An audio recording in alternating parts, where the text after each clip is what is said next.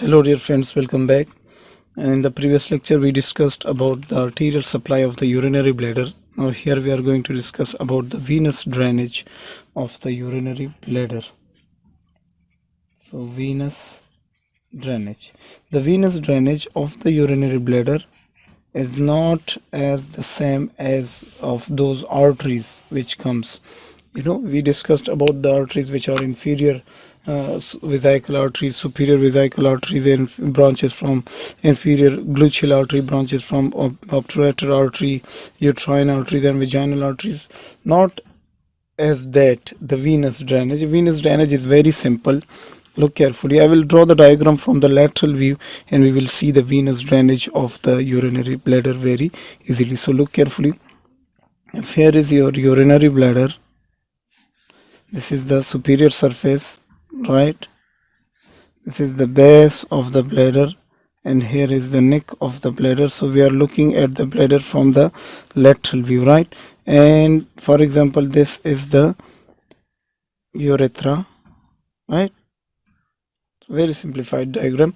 Now look carefully, and here is your what is this? This is your prostate gland. So we had made a section here, right? Now look carefully. At the basal part of the urinary bladder, there are venous plexuses, right? So here is venous plexus like this.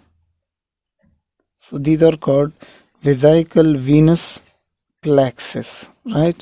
And these venous plexuses are actually draining the deoxygenated blood from your urinary bladder. So these plexuses are present on both sides. I want to clear the confusion here. I'm drawing the diagram from the interior view. So these are the inferior lateral surfaces of the urinary bladder, right? And here are the venous plexuses, right? So these are those venous plexuses which are present on both sides of your urinary bladder. So these are the venous plexuses, right? And they will drain the urinary bladder. They will drain the deoxygenated blood from your urinary bladder. So these are vesical venous plexus, right? So from vesical venous plexus there are vesical veins, right? So these they become the vesical veins. So like this, they are the vesical veins on both sides, right? Like this. So what is this? These are vesical veins, right? And the vesical veins will drain into what? They will drain into internal iliac artery. So then there is internal iliac artery. So look carefully, they become they drain into internal iliac artery, and there is the external iliac artery also. Then they combine and they make common iliac veins like this. So these are vesical veins. The vesical veins drain into internal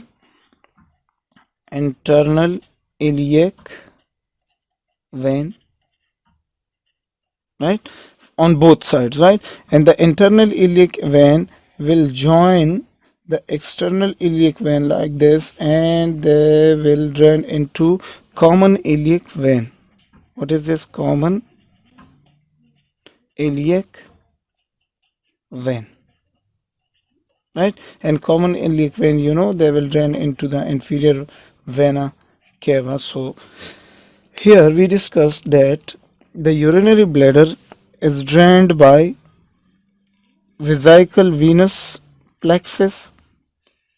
They combine and they make vesical veins. So the blood flow is like this, right? Vesical veins drain into internal iliac vein drain into common iliac vein, and then they drain into the inferior vena cava. So same will be the case. This is the lateral interior view from interior side, and this is the lateral view. So that will be on that side of the urinary bladder also. So they will drain the urinary bladder. So this was very short and very brief about the venous drainage of the urinary bladder. Next lecture will be inshallah about the lymphatic drainage of the urinary bladder. So see you guys there.